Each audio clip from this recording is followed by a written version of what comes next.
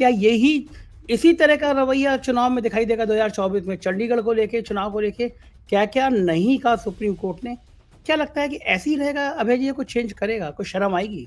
चुनाव आयोग बिल्कुल ढीला ढाला और सरकार का प्यादा हो गया है। सुप्रीम कोर्ट तक तो ये मसला जाना ही नहीं चाहिए था किसी भी तरीके से। पवार के पक्ष में फैसला भले आया और टेक्निकल फैसला हो, लेकिन सिंपैथी शरद पवार की तरफ ज्यादा गई। मेरा मानना यह है कि अभी भी महाविकास अघाड़ी का हाथ भारी है। तो आपको क्या लग रहा है कि अगर महाराष्ट्र में डेंट पड़ा तो क्या वो 10 सीटों से ज्यादा का डेंट होगा एनडीए के लिए? बुढ़ापे में नीतीश कुमार की हालत खराब कर दी, ना घर के रहे ना घाट के रहे। नीतीश कुमार का सितारा गर्दिश में है, वो नीचे जा रहा है। देश भर के आदिवासी समाज को एक मैसेज गया कि भारतीय जनता पार्टी ने उनके साथ गलत किया। तो ये मैसेज का क्या बहुत बड़ा नुकसान हो सकता है? मुझे लगता है इस बार झारखंड मुक्ति मोर्चा भाजपा के लिए इन सीटों के ऊपर बहुत ही मुश्किलें पेश करेगा। उस नुकसान की शुरुआत झारखंड से हो चुकी है। तो ये जो लाइन बोली है मोदी जी ने, कल एक परिवार से 10-10 लोग आए, मैं कहाँ मना कर रहा हूँ। तो परिवारवाद की जब बात आई कि बराबर में अमित शाह बैठे थे, बराबर में राजनाथ सिंह बैठे थे, तो निशाना वही था भाई, अमित शाह जी का बेटा क्या कर रहा है, राजनाथ सिंह का बेटा क्या कर रहा है। तो ये बैकफुट पे जो कल प्राइम मिनिस्टर आए, तो क्या ये मुद्दे अब ऐसे उछल रहे हैं जो मोदी जी को बैकफुट पे आना पड़ रहा है, प्रेशर में आना पड़ रहा है, लग रहा है आपको? नरेंद्र मोदी और भाजपा को हराना कोई रॉकेट साइंस नहीं। नमस्कार, मैं संजय शर्मा। आप देख रहे हैं 4PM न्यूज़ नेटवर्क। हिटलर का किस्सा आपने पढ़ा होगा, उसने बाकायदा एक मिनिस्टर रखा था जो उसको केवल झूठी बातें फैलाना होता था। कहा भी जाता था कि वो झूठ बोलो, बार-बार बोलो, लगातार बोलो, तब तक बोलो जब तक लोगों को सच ना लगने लगे। हमारे साहिब भी आजकल ऐसा करने लगे हैं। साहिब कहते हैं अब की बार 350 पार, 400 पार। वो गोदी मीडिया के चैनल, गोदी मीडिया के एंकर उसको लेकर दिन भर वाई-वाई करते रहते हैं। एक पत्रकार हैं, सुधीर चौधरी जी नाम है उनका। उन्होंने कहा कि मोदी जी का विश्वास 370 पार। अब वो सुधीर चौधरी जी इतने बढ़िया आदमी हैं कि हेमंत सोरेन ने सरकार बचा ली और तो उनका दिल दर्द के मारे उबलने लगा। उन्होंने लिख दिया कि आदिवासी हैं और बहुत-बहुत खराब टिप्पणी कर दी हेमंत सोरेन को लेकर। जैसे कि अच्छे कपड़े पहनना, अच्छी गाड़ी में चलना, सुधीर चौधरी जैसे लोगों के ही बस की बात है, कोई आदिवासी उस तरह रह नहीं सकता। देश भर में प्रतिक्रिया हुई और मज़ेदार बात ये हुई कि आईआईटी बम्बई में इन साहब को बुलाया जा रहा था कि पत्रकारिता पे कुछ लेक्चर दे दें। उन्होंने मना कर दिया, वहाँ के लोगों, आदिवासी लड़कों ने और बाकी सारे स्टूडेंट्स ने विरोध किया कि ऐसे इंसान से हम क्या लेक्चर लेंगे। आईआईटियंस ने, सोचिए आप, आईआईटी ब्रेन होता है देश का। उन लोगों ने कहा कि सुधीर चौधरी जैसे लोगों से हम कुछ सीखेंगे, डूब नहीं मरे इससे जाके। ऐसे आदमी से क्या सीखना। तो कैंसिल हो गया और बाद में सुधीर चौधरी की और आज तक चैनल की पीआर टीम बड़ा रिक्वेस्ट करती थी ये बात बाहर ना आ जाए, लेकिन बाहर आ गई। ये बात मैं इसलिए कह रहा हूँ कि 350 400 के दावे दावे क्या प्रधानमंत्री जी पहली बार कर रहे हैं। बंगाल में भी आपको याद होगा कोरोना काल में जब लाशें टपक रही थी, गिरने मर नहीं रहे थे लोग, टपक रहे थे, मर मर के टपक रहे थे, लाशें जलाने की जगह नहीं थी। मैंने वो रिपोर्टिंग करी है। मैं 2 बार कोविड में इन्फेक्टेड हुआ, 45 दिन तक लगातार मैंने 1-1 हज़ार पैकेट रोज़ बाँटे लोगों के बीच में जाके, खाने के, पानी के। दिल दहल रहा था मेरा कि किस तरह लोग चले आ रहे थे, पैरों से खून रिस रहा था। लोगों के करीबी मर रहे थे। अमेरिका में रहने वाला बेटा कह रहा था कि लाख, 2 लाख, 5 लाख रुपए ले लीजिए, लेकिन मेरे माँ-बाप वहाँ पे मर गए हैं, उनको कोई अंतिम संस्कार करा दें। ऐसी दर्जनों घटनाएँ सामने आई थी। उस समय प्रधानमंत्री जी जाके बंगाल में कह रहे थे, दीदी, ओ दीदी, और कह रहे थे अब की बार बंगाल में सरकार पार। तेलंगाना में कह रहे थे अब की बार यहाँ पिछड़ा मुख्यमंत्री होगा। तो अब वो कह रहे हैं 350 पार। 2019 में पुलवामा हुआ, सर्जिकल स्ट्राइक हुई, उन्माद था देश में। तब तो साहब केवल 30-32 सीटें आगे ले पाए बहुमत में, जब कांग्रेस पस्त थी, विपक्ष कहीं था नहीं। और इस बार कम से कम कांग्रेस मजबूती से खड़ी है। राहुल गांधी की भारत जोड़ो, न्याय जोड़ो यात्रा ने चेतना विकसित करी है। हेमंत सोरेन जैसे नेता ने अपनी सरकार को बचा के साहब के नीचे से जमीन खिसका दी है। भले ही वो एनसीपी को लेके खेल कर रहे हैं, लेकिन सहानुभूति शरद पवार की तरफ जा रही है। ये सारी ऐसी टिपिकल चीजें हैं कि जो साहब को परेशान कर रही है। पार्लियामेंट में बोले शुरू हुए तो कांग्रेस के नौजवान सांसद गगोई ने एकदम साहब की बोलती बंद कर दी कि परिवारवाद की बात कर रहे हो, बराबर में अमित शाह बैठे हैं, उनके बराबर में राजनाथ सिंह बैठे हैं, फिर परिवारवाद की बात कर रहे हो। साहब की बॉडी लैंग्वेज देखने लायक थी। तो साहब गेम कौन सा खेलना चाहते हैं? साहब चाह क्या रहे हैं? नीतीश को साथ लाए तो नीतीश बेचारे की बुढ़ापे में बैंड बज गई। तो साहब का गेम प्लान क्या है। इन तमाम मुद्दों पर मैंने आज अभय दुबे जी से बात की है।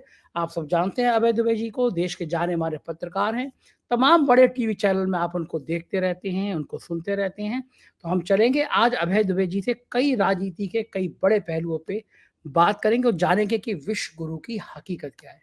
पूरा इंटरव्यू सुनिएगा और सुन के मुझे बताइएगा कि इंटरव्यू कैसे लगा। चैनल को जॉइन कीजिएगा, सब्सक्राइब करिएगा। चलते हैं सीधे अभय दुबे जी के पास। स्वागत है अभय जी आपका 4 पीएम न्यूज़ नेटवर्क में। चुनाव आयोग ने जी वही किया जिसकी सब अनुमान लगा रहे थे कि इसके अलावा वो कुछ कर ही नहीं सकता। अजीत पवार की कर दी एनसीपी। चुनाव आयोग का कोई मतलब रह गया है इस देश में कि या गांधी जी के 3 बंदर हैं कि ना सच देखेंगे, ना सच बोलेंगे, ना सच सुनेंगे, इस टाइप की बात हो गई है। इतनी मजाक मैंने कभी चुनाव आयोग की देखी नहीं। आज के हम्म अजीत पवार के फैसले ने इस बात की पुष्टि कर दी कि साहेब के गुलाम रहेंगे। इसीलिए वो जो सुप्रीम कोर्ट ने कहा था उससे चेंज किया गया कि किसी तरह ऐसा ना हो कि निष्पक्ष चुनाव आयोग हो जाए। इस पूरे मामले पे आपका क्या कहना है कि क्या यही इसी तरह का रवैया चुनाव में दिखाई देगा 2024 में चंडीगढ़ को लेके, चुनाव को लेके क्या-क्या नहीं कहा सुप्रीम कोर्ट ने? क्या लगता है कि ऐसे ही रहेगा अभय जी, ये कुछ चेंज करेगा? कुछ शर्म आएगी? संजय जी, आपको याद होगा कि जब मतपत्रों से चुनाव होता था, मैं तो उस वक्त बड़ी धांधली भी हुआ करती थी बहुत जगहों पर। बूथ बूथों पे कैप्चरिंग हो जाती थी, काउंटिंग में धांधली होती थी और एक कोई घुस जाता था, वो अकेले पूरा बक्सा भर देता था मोहर ठोक-ठोक के। तो टीएन शेषन जब चुनाव आयुक्त हुए तो उन्होंने अपने अपने बूते, केवल अपने बूते उन्होंने इस धांधली को बंद कर दिया। उन्होंने चुनाव आचार संहिता लागू की और चुनाव आयोग को उन्होंने नई नई क्षमताएं, नए हथियारों से लैस किया, उसकी प्रतिष्ठा बनाई। आज जो दुनिया में भारत के चुनाव आयोग की प्रतिष्ठा है, वो टीएन शेषन की वजह से है। टीएन शेषन का नाम सुनते ही उन लोगों की रीढ़ की हड्डी में ठंडी लहर दौड़ जाती थी, जो चुनाव में धांधली करना चाहते थे। लेकिन अभी पिछले कम से कम मैं समझता हूं पिछले 7, 8, 10 साल से भारत में चुनाव आयोग की स्थिति यह है जैसे कि वो टीएन शेषन की विरासत पूरी तरीके से भूल गए और ये प्रक्रिया बढ़ते-बढ़ते इस हद तक आ गई है कि चुनाव आयोग बिल्कुल ढीला-ढाला और सरकार का प्यादा हो गया है और वो केवल विपक्ष के नेताओं को नोटिस देता है, उन्हीं की को रोकथाम करने की कोशिश करता है। भाजपा किसी विपक्ष के नेता के खिलाफ अगर कोई अर्जी देती है, चुनाव आयोग फौरन रुक के उसके ऊपर कार्रवाई करता है। विपक्ष के नेताओं को मिलने के लिए टाइम नहीं दिया जाता है और बहुत बुरी स्थिति है चुनाव आयोग की। चुनाव आयोग धीरे-धीरे अपनी सारी प्रतिष्ठा खोता जा रहा है। अब आप चंडीगढ़ मेयर चुनाव घटना को लीजिए, उस पर सुप्रीम कोर्ट फैसला दे रहा है। हाई कोर्ट ने क्या किया हम देख ही चुके हैं, सुप्रीम कोर्ट ने तक उसके खिलाफ विपरीत टिप्पणी की है और दरअसल सुप्रीम कोर्ट तक ये मामला जाना ही क्यों चाहिए था? ये मामला तो चुनाव आयोग को ही निपटा देना चाहिए था। अगर भारत का चुनाव आयोग और चंडीगढ़ और पंजाब में बैठे हुए उसके जो प्रतिनिधि हैं, उसके नियुक्त किए हुए जो अफसरान हैं, वो अगर इस तरह की खुली चुनावी धांधली की रोकथाम नहीं कर सकते, ऐसे लोगों को दंडित नहीं कर सकते या एक निष्पक्ष चुनाव नहीं आयोजित कर सकते, तो उनके होने पर धिक्कार है। आप देखिए क्या स्थिति हुई वहां पे। ये जो पूरा का पूरा मामला है वो एक इस तरह का मामला है, ऐसे पूरी दुनिया में भारत के चुनाव आयोग की बदनामी हो रही है। सुप्रीम कोर्ट तक तो ये मसला जाना ही नहीं चाहिए था किसी भी तरीके से। तो चुनाव आयोग की जो बात आप कुछ पूछिए ही नहीं। अब इसका आपने जो जिक्र पूछा, जो तो आप अजीत इसको देख पवार सकते अजीत पवार और हैं। शरद पवार को। अजीत जी जी, पवार को इन्होंने ये दिया। हाँ, जो मसला आपने पूछा, मैं तो इसको एक पूरे पैटर्न की तरह देखता हूं। इससे पहले क्या हुआ था, जो अभी हुआ है, इससे पहले जो एकनाथ शिंदे की शिवसेना थी, जब शिवसेना में स्प्लिट हुआ, शिवसेना में भाजपा ने शिवसेना को तोड़ा, तो एकनाथ शिंदे की शिवसेना को चुनाव आयोग ने असली शिवसेना करार दिया। फिर चुनाव आयोग के उसी फैसले को पूरी तरीके से आधार बनाते हुए विधानसभा अध्यक्ष राहुल नार्वेकर ने एक बहुत लंबा फैसला दिया, जिसमें उन्होंने न केवल एकनाथ शिंदे की शिवसेना को असली शिवसेना करार दे दिया, बल्कि उद्धव ठाकरे के शिवसैनिकों को भी उनके अधीन कर दिया। अच्छा, अब ये जो चालाकीपूर्ण फैसला किया गया, 1.5 घंटे तक वो फैसला सुनाते रहे राहुल नार्वेकर और उस फैसले में बार बार कहा कि चुनाव आयोग ने जो फैसला दिया है, मैं उससे बाहर नहीं आ सकता। अब जरा आप इस पैटर्न को पे गौर कीजिए, इस पूरी क्रोनोलॉजी के ऊपर गौर कीजिए। अब चुनाव आयोग ने ठीक वैसा ही फैसला राष्ट्रवादी कांग्रेस के टूटे हुए गुट अजित पवार के लिए भी दे दिया है। अब आप पूरी तरह आश्वस्त रहिए, मैं आपको गारंटी से कह सकता हूं कि अब राहुल नार्वेकर जो फैसला देंगे विधानसभा अध्यक्ष के रूप में, वो तकरीबन वैसा ही होगा जैसा उन्होंने शिवसेना के बारे में दिया है। तो ये पूरा का पूरा पैटर्न है। इस पूरे पैटर्न को देखना चाहिए। चुनाव आयोग, भारतीय जनता पार्टी का राजनीतिक हित, विधानसभा अध्यक्ष का फैसला, और इस तरीके से महाराष्ट्र की जो राजनीतिक स्थिति है उसको मोदी जी प्रबंधित कर रहे हैं। लेकिन एक बात है, मेरी अभी आज महाराष्ट्र के कई लोगों से बात हुई, एक दो सीनियर जर्नलिस्ट मिले भी मुझे, मैं दिल्ली में था तो उनसे मुलाकात हुई। उनको कहना है कि ये अजीत पवार के पक्ष में फैसला भले आया और टेक्निकल फैसला हो, लेकिन सिंपैथी शरद पवार की तरफ ज्यादा गई। वहां पे महाराष्ट्र में शिंदे के मुकाबले उद्धव ठाकरे के पक्ष में ज्यादा सिंपैथी है, लोग उनको नहीं, ये राज दूसरा ठाकरे। विषय है संजय जी, हाँ। आप बिल्कुल ठीक कह रहे हैं, मैं आपकी बात से सहमत हूं। लेकिन आपने पहले जो सवाल पूछा था उससे ये भिन्न सवाल है कि इन फैसलों के बावजूद भी क्या राजनीतिक परिस्थिति में कोई परिवर्तन होगा। मेरा मानना यह है कि अभी भी महाविकास अघाड़ी का हाथ भारी है, और जो महायुति है भारतीय जनता पार्टी के नेतृत्व वाली, जिसमें ये दो टूटी हुई पार्टियां जुड़ी हुई हैं भारतीय जनता पार्टी के साथ में, इसकी इतनी स्थिति, राजनीतिक स्थिति इतनी मजबूत नहीं हो पाई है कि महागठबंधन को चुनाव में परास्त कर सके। महागठबंधन अभी भी इन लोगों से आगे है, और महाराष्ट्र में जो टक्कर होगी उसमें आप निश्चित समझिए कि भारतीय जनता पार्टी को चुनावी नुकसान होने जा रहा है। ये सबसे ज्यादा सीटें देता है उत्तर प्रदेश के बाद महाराष्ट्र 48। है। तो आपको क्या लग रहा है कि अगर महाराष्ट्र में डेंट पड़ा तो क्या वो 10 सीटों से ज्यादा का डेंट होगा एनडीए के लिए? डेंट काफी हो सकता है, क्योंकि अभी तक भारतीय जनता पार्टी को ये भरोसा नहीं हो पाया है कि वो अपने जनाधार के वोट एक नाथ शिंदे को ट्रांसफर कर पाएंगे, या एक नाथ शिंदे अपने जनाधार के वोट भारतीय जनता पार्टी को ट्रांसफर कर पाएंगे। तो पूरी तरीके से ये थोड़ी बहुत दिक्कत महागठबंधन की भी है, क्योंकि शिवसेना जो है वो एक ऐसा एलाई है, ऐसा गठजोड़ मित्र है जो कि पहले उन लोगों के साथ नहीं था, उनकी राजनीति भी अलग तरह की थी। तो ये चुनौती इन लोगों के सामने भी है। लेकिन यहाँ पर जो शरद पवार की एनसीपी है और कांग्रेस, उसके बीच में वोटों के ट्रांसफर को लेकर कोई समस्या नहीं है, लेकिन जो महायुति है उसमें वोटों के ट्रांसफर को लेकर बहुत जबरदस्त समस्या है। ये भी एक बहुत बड़ा कारण है कि भारतीय जनता पार्टी आश्वस्त नहीं हो पा रही है कि किसके अगले चुनाव में क्या होगा। ठीक जिस तरीके से बिहार में वो आश्वस्त नहीं हो पा रही है। बिहार में उन्होंने इतना बड़ा फेरबदल करवा के नीतीश कुमार को पलटवाया, पाला बदलवाया उनका। लेकिन अब देखिए, अभी जो सी वोटर और एबीपी का सर्वे हुआ था, उस सर्वे में हर सवाल के जवाब में जो नतीजा यही आ रहा था कि नीतीश कुमार के साथ हमदर्दी नहीं है, और सारी हमदर्दी तेजस्वी यादव के साथ है। तेजस्वी यादव लगातार एक बड़े और मजबूत नेता के तौर पर उभर रहे हैं, वो भारतीय जनता पार्टी को अकेले टक्कर देने में सक्षम है। और नीतीश कुमार की जो छवि है वो छवि काफी खंडित हुई है, उनकी ब्रांड इक्विटी सबसे ज्यादा कमजोर हुई है इस पूरी प्रक्रिया में। तो बिहार में भी अभी बिल्कुल स्पष्ट नहीं है, भाजपा को नहीं पता है कि नीतीश कुमार के साथ उनका जनाधार कितना है। पिछली बार 16% लोगों ने नीतीश कुमार को वोट दिया था, अब तो माना जा रहा है कि 7-8% ज्यादा लोग नीतीश कुमार को वोट नहीं मिलेगा। इसका सीधा मतलब है कि नीतीश कुमार के हिस्से में जितनी भी विधानसभा सीटें जाएंगी, उनके जीते जाने की कोई गारंटी नहीं है। यहाँ तक भाजपा अपने जनाधार को मजबूर नहीं कर पाएगी कि वो नीतीश कुमार के उम्मीदवारों को वोट दें। और उधर वो लोग तो बहुत ही नाराज है, उपेंद्र कुशवाहा है या चिराग पासवान है या जितिन राम मांझी है, वो तो इन लोगों से नीतीश कुमार से बहुत ही नाराज है, पहले भी नाराज थे। तो भाजपा आला कमान को छोड़ के कोई भी बिहार में नीतीश कुमार का जो पाला बदलवाया गया है इस बात से खुश नहीं। कुछ भाजपा के नेता और भाजपा का जनाधार भी उससे प्रसन्न नहीं है।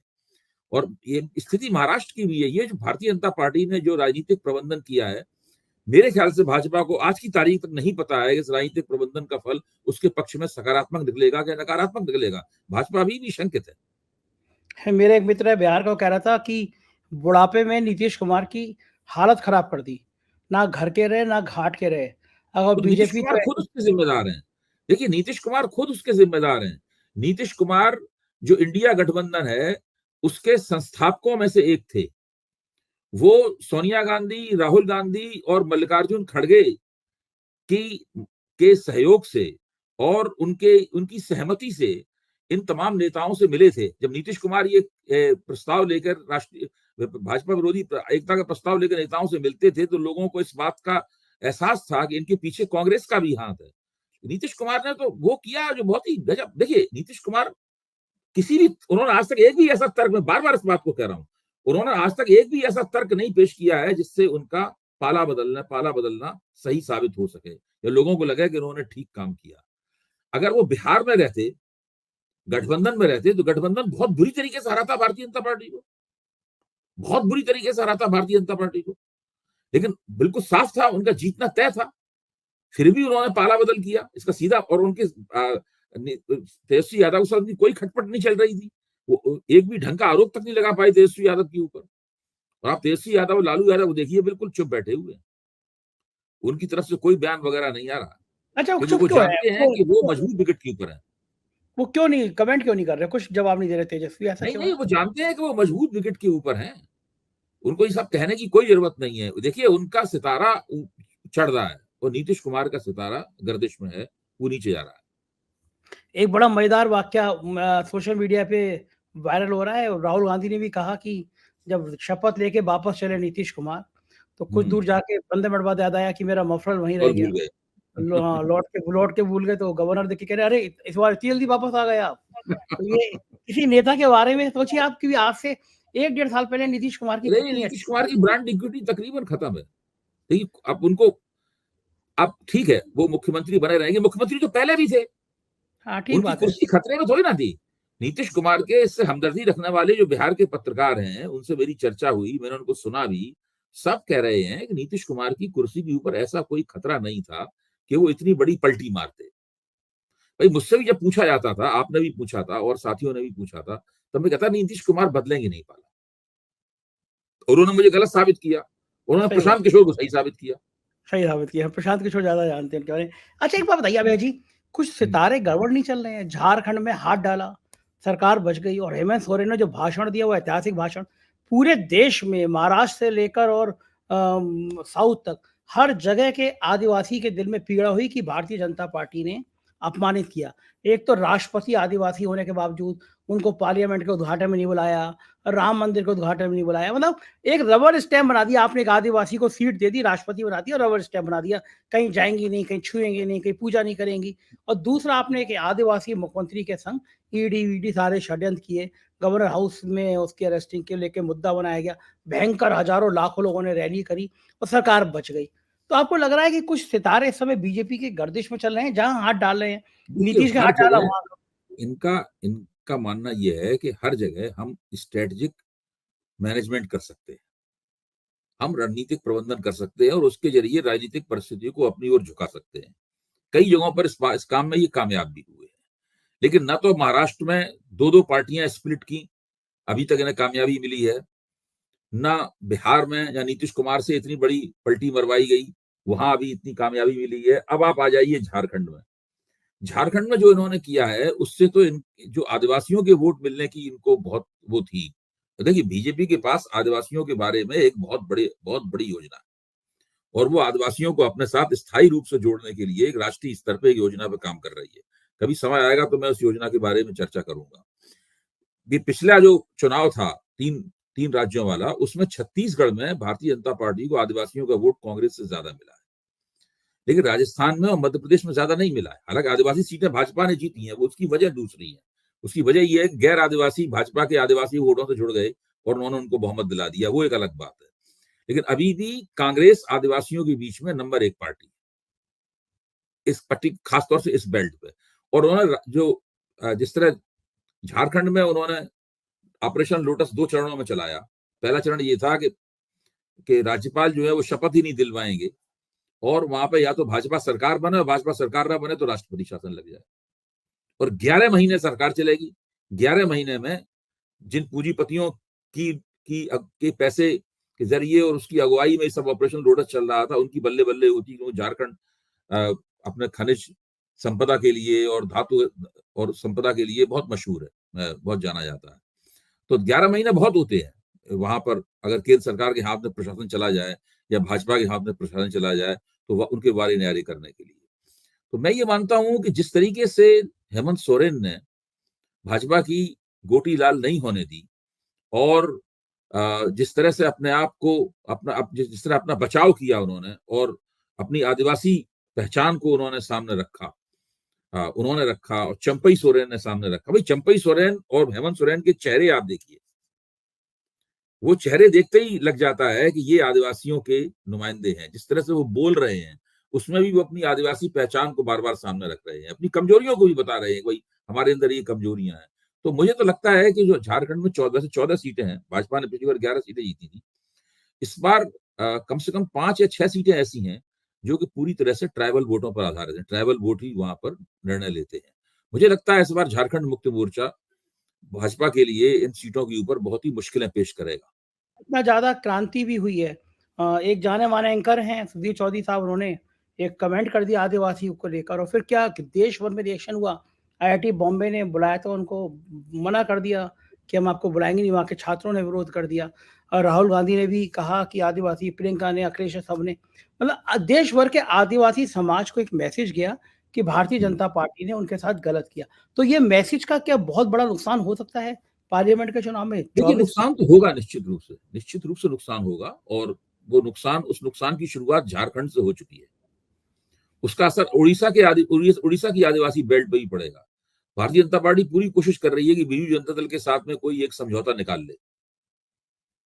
तो वो पूरी नरेंद्र मोदी उनको फुसलाने की, पटाने की पूरी कोशिश कर रहे हैं और जैसी कि उनका रवैया है नवीन पटनायक का, तो उसमें हो सकता है कि भाजपा का और बीजू जनता दल के बीच में एक समझौता हो जाए। पहले भी नवीन पटनायक एनडीए में रह चुके हैं, अडवाणी और अटल बिहारी वाजपेयी के जमाने में। तो उस तरह का समझौता निकाल के भारतीय जनता पार्टी उड़ीसा में अपनी समस्याओं को हल करना चाहती है। लेकिन अगर ऐसा वो करेगी तो फिर कांग्रेस से जम के इन लोगों की टक्कर होगी और जो आदिवासी बेल्ट है, उस आदिवासी बेल्ट के अंदर बीजू जनता दल को भी नुकसान होगा और भारतीय जनता पार्टी को भी नुकसान होगा।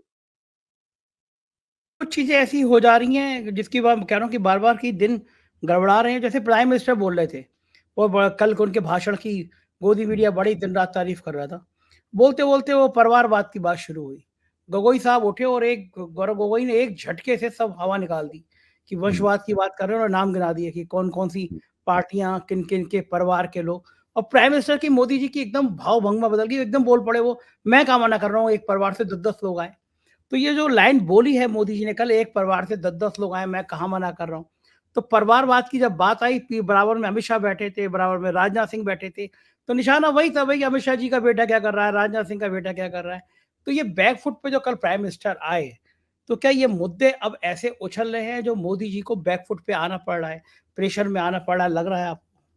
देखिए लगातार मीडिया पे जब भी नरेंद्र मोदी परिवारवाद की बात करते थे तो लगातार मीडिया पे हमेशा बताया जाता था कि भारतीय जनता पार्टी में कहाँ-कहाँ परिवारवाद चल रहा है, क्योंकि उसकी लिस्ट बहुत लंबी है और वो उसकी स्थाप सब लोग उस बात को जानते हैं।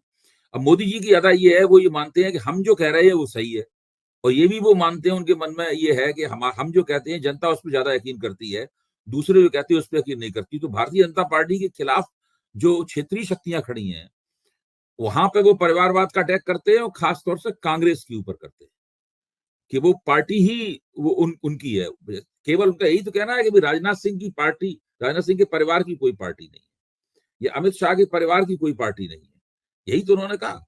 वो कहते हैं कांग्रेस जो है वो गांधी परिवार की पार्टी है, या जो डीएमके है वो करुणानिधि परिवार की पार्टी है, या समाजवादी पार्टी जो है वो मुलायम सिंह की पार्टी है। देखिए मैं ये मानता हूं कि आम जनता इन आधारों के ऊपर वोट देने का निर्णय नहीं करती। आम जनता अगर किसी पार्टी को वोट न देने का फैसला करती है तो इस आधार पर नहीं करती कि वो उसके परिवार के लोग उस पार्टी के ऊपर काबिज हैं, या उनके परिवार के लोगों को। आम जनता को इन चीजों से कोई मतलब नहीं। ये जो पूरा परिवारवाद, ये केवल विपक्ष को भ्रष्ट कहना, भाई भतीजावादी कहना, परिवारवादी कहना, इसके जरिए अपनी छवि को जो है ना वो और उभार के लोगों के सामने रखने की कोशिश करना, ये उनका बहुत पुराना हथकंडा है।